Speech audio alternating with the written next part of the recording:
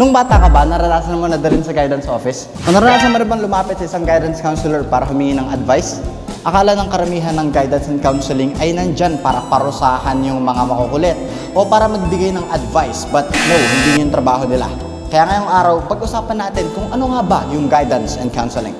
Ang guidance and counseling ay isang profession na gumagamit ng mga approach para matulungan ang isang individual na ma-reach ang full potential niya gamit ang abilities, skills, at interests niya para pagplanuhan yung future niya. Ayon sa RA 9258, ang isang guidance counselor ay isang trained professional na nagdaan sa master's degree at PRC licensure exam.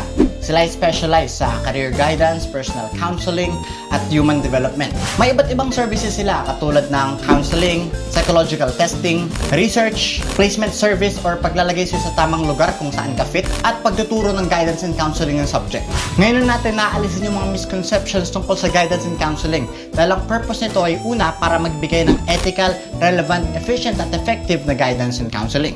Pangalawa, para tulungan yung mga client na maabot yung full potential nila para makagawa ng mga angkop na decisions na may kinalaman sa academic, career, at personal choices nila. Pangatlo, para tulungan yung mga clients na lumago.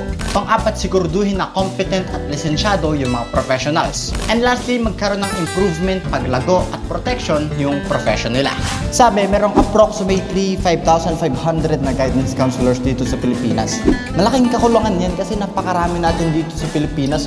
Kaya kung gusto mong mag-guidance counselor, go for it.